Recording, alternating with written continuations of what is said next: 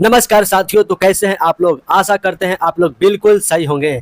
तो इस वीडियो में बिहार पुलिस परीक्षा जिसका री एग्जाम 2024 में होने वाला है प्यारे साथियों, उसका जो फिजिक्स, बायोलॉजी और केमिस्ट्री का मोस्ट इम्पॉर्टेंट प्रश्न को इस वीडियो में कवर किए हैं साथियों।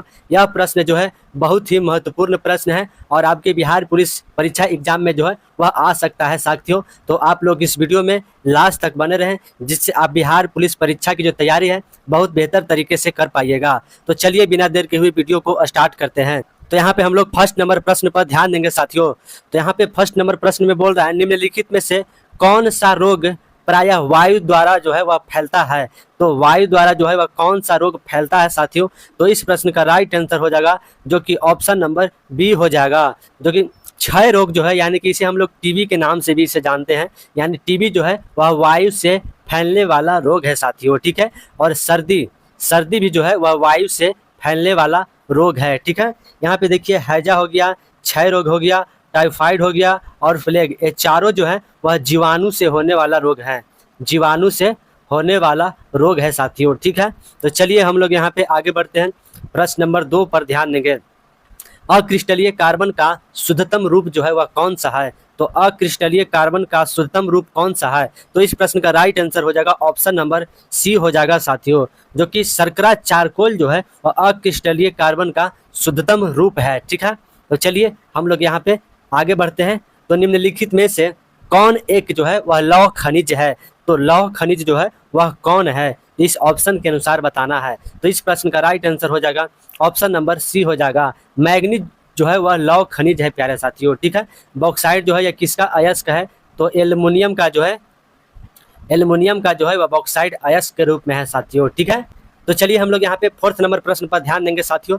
तो NaCl जलीय विलयन का pH मान कितना होता है। तो इस प्रश्न का राइट आंसर हो जाएगा जो कि ऑप्शन नंबर बी हो जाएगा, जो कि NaCl जो है वह उदासीन होता है साथियों, ठीक है। तो चलिए हम लोग यहाँ पे आगे बढ़ते हैं। प्रश्न नंबर हम लोग 5 पर ध्यान देंगे। दाब मापने का जो है वह SI मात्रक होता है। तो दाब मापने का SI मात्रक कौन सा है। तो इस प्रश्न का राइट आंसर हो जाएगा ऑप्शन नंबर डी हो जाएगा साथियों। पास्कल से जो है वह दाब को मापा जाता है साथियों, ठीक है। एम्पियर से किस चीज़ को मापा जाता है। तो विद्युत धारा का जो एसआई मात्रक है वह एम्पियर होता है साथियों, ठीक है। ज्योति तीव्रता का एसआई मात्रक क्या होता है। तो कैंडिला जो है वह ज्योति तीव्रता का जो एसआई मात्रक कौन सा होता है। तो यह कैंडिला होता है साथियों, ठीक है। तो चलिए हम लोग यहाँ पे आगे बढ़ते हैं। प्रश्न नंबर 6 पर ध्यान देंगे। निम्नलिखित में से कौन सा एक अजैविक और नवीकरणीय संसाधन है। तो कौन सा एक जो है अजैविक एक और नवीकरणीय संसाधन है। तो इस प्रश्न का राइट आंसर हो जाएगा जो कि ऑप्शन नंबर बी हो जाएगा साथियों। जल जो है अजैविक और नवीकरणीय संसाधन है साथियों, ठीक है। तो चलिए हम लोग यहाँ पे आगे बढ़ते हैं। प्रश्न नंबर 7 पर ध्यान देंगे।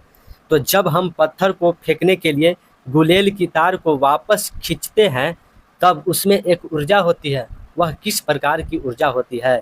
तो इस प्रश्न का राइट आंसर हो जाएगा ऑप्शन नंबर ए हो जाएगा, यानी कि जब हम पत्थर को जो है गुलेल पर लेकर जब हम इसे खींचते हैं तो उसमें जो ऊर्जा उत्पन्न होगी वह कौन सी ऊर्जा उत्पन्न होती है। तो वह जो है स्थितिज ऊर्जा उत्पन्न होती है प्यारे साथियों, ठीक है। यहाँ पे देखिए काइनेटिक एनर्जी दिया हुआ है, यानी कि गतिज ऊर्जा, यानी कि काइनेटिक एनर्जी बराबर क्या होता है। तो हाफ mv² जो है काइनेटिक एनर्जी बराबर होता है साथियों, ठीक है। तो चलिए हम लोग यहाँ पे आगे बढ़ते हैं। प्रश्न नंबर 8 पर ध्यान देंगे। कौन सा हाइड्रोजन का रेडियोथर्मिक रस जो है समस्थानिक है। तो हाइड्रोजन का जो है रेडियोथर्मिक समस्थानिक कौन सा है। तो इस प्रश्न का राइट आंसर हो जाएगा ऑप्शन नंबर ए हो जाएगा साथियों, जो कि ट्राइट्रियम जो है वह हाइड्रोजन का रेडियोधर्मिक जो समस्थानिक है प्यारे साथियों, ठीक है। समस्थानिक के मतलब होता है जिसका परमाणु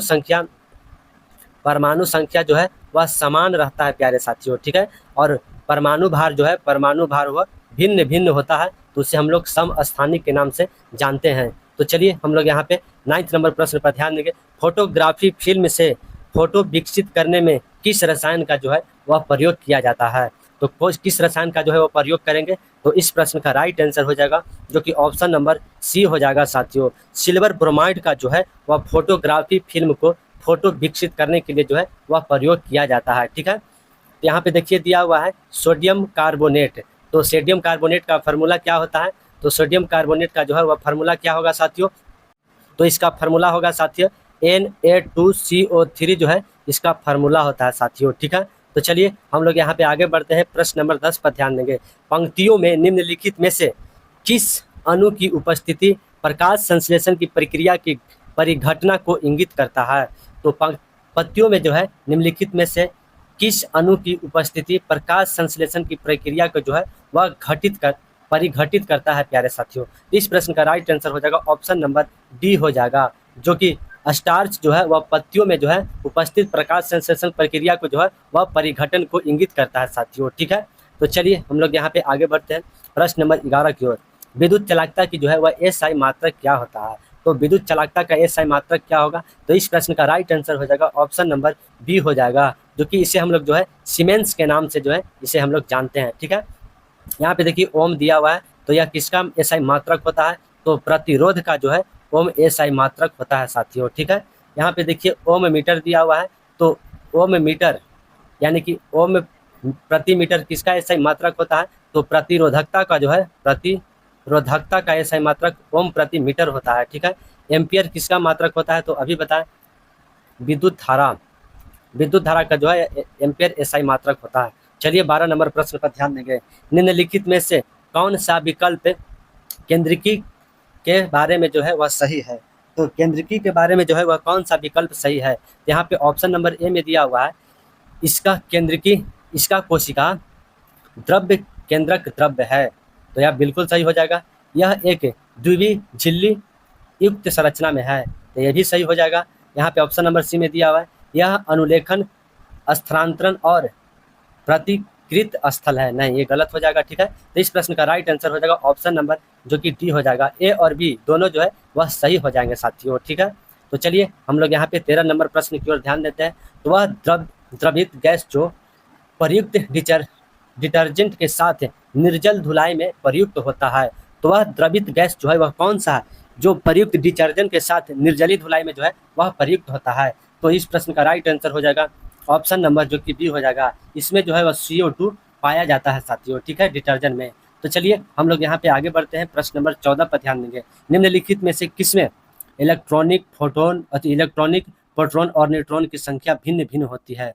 तो इलेक्ट्रॉन, प्रोटॉन और न्यूट्रॉन की संख्या किसमें भिन्न भिन्न होती है? तो इस प्रश्न का राइट आंसर हो जाएगा जो कि ऑप्शन नंबर ये हो जाएगा। समभारिक में जो है इलेक्ट्रॉन, प्रोटॉन और न्यूट्रॉन की संख्या जो है वह भिन्न भिन्न होती है साथियों। ठीक है, समभारिक के मतलब क्या होता है? समभारिक के मतलब जिसका परमाणु भार जो है वह समान होता है, परमाणु भार समान होगा। ठीक है, उसे हम लोग समभारिक के नाम से जानते हैं। तो चलिए हम लोग यहाँ पे 15 नंबर प्रश्न पर ध्यान देंगे। निम्नलिखित में से किस कंडक्टर का हीटिंग तत्व में जो है वह प्रयोग किया जाता है? तो किस कंडक्टर का जो है हीटिंग में प्रयोग करेंगे? तो इस प्रश्न का राइट आंसर हो जाएगा जो कि ऑप्शन नंबर ए हो जाएगा। नाइक्रोम को जो है हम लोग हीटिंग तत्व में जो है इसे प्रयोग करते हैं साथियों। ठीक है, तो चलिए हम लोग यहाँ पे आगे बढ़ते हुए प्रश्न नंबर 16 पर ध्यान देंगे।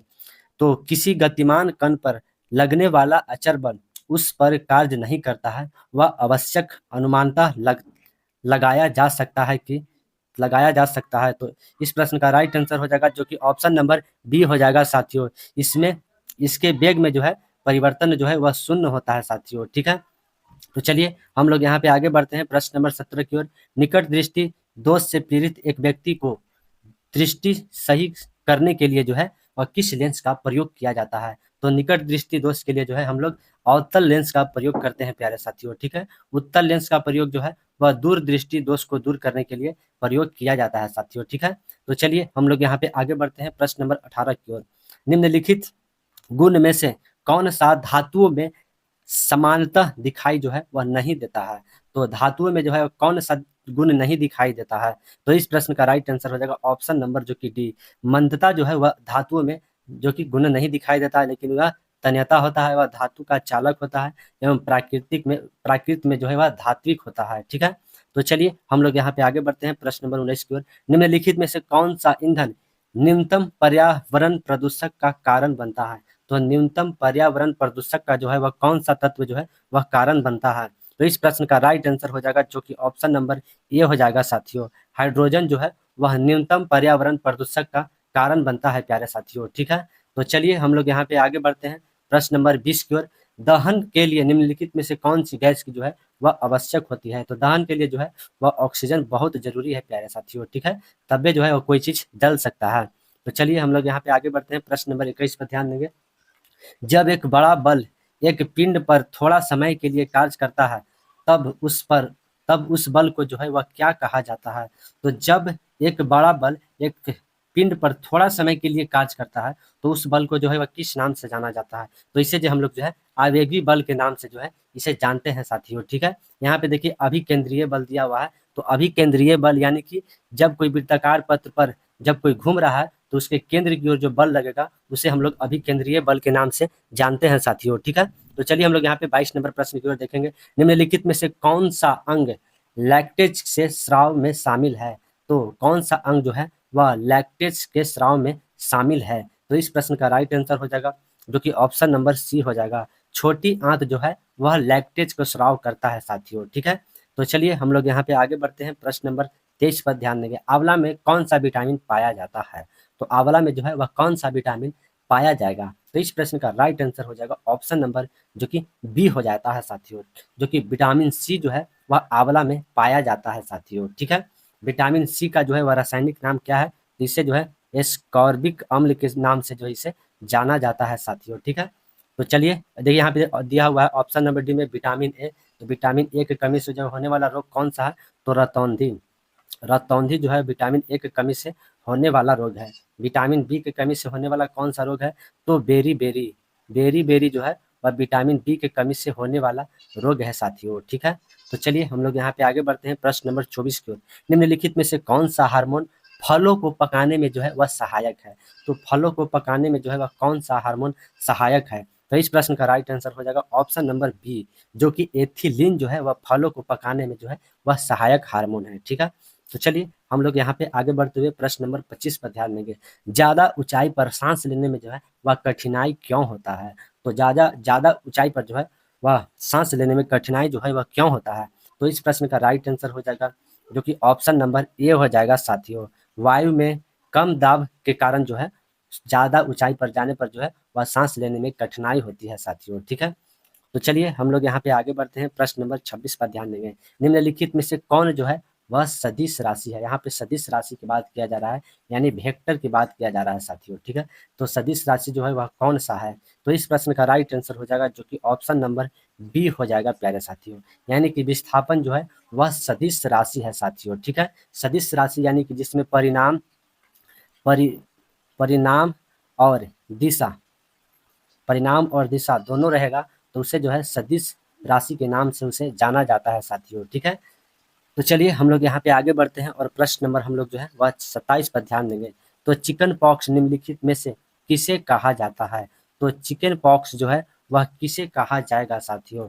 तो इस प्रश्न का राइट आंसर हो जाएगा जो कि ऑप्शन नंबर सी हो जाएगा।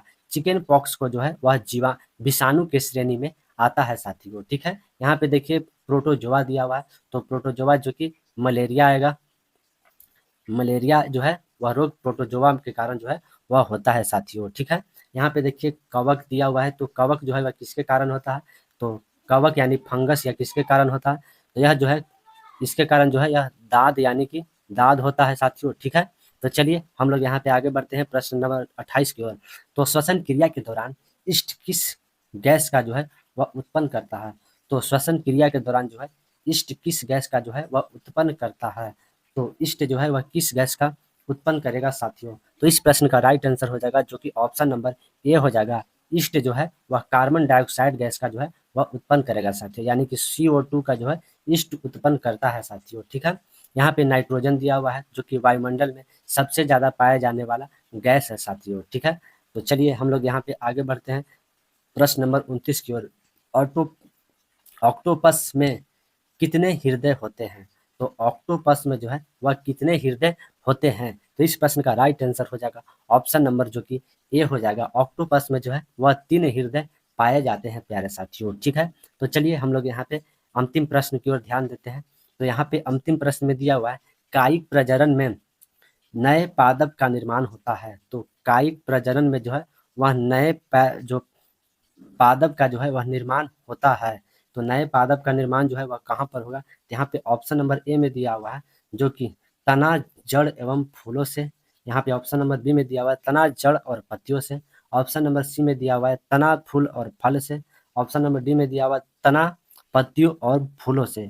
तो इस प्रश्न का जो है वह बिल्कुल राइट आंसर हो जाएगा, जो कि ऑप्शन नंबर बी हो जाएगा प्यारे साथियों। यह जो है तना, जड़ एवं पत्तियों से जो है कायिक जनन का जो है वह कायिक जनन का नए पादप का जो है वह निर्माण होता है। ठीक है, तो आप लोगों को यह वीडियो कैसा लगा? अगर पसंद आया तो आप लोग लाइक जरूर कर दें। अगर आप लोग चैनल पर नए हैं तो आप लोग चैनल को जरूर सब्सक्राइब कर ले साथियों। ठीक है, तो जय हिंद, नमस्कार साथियों।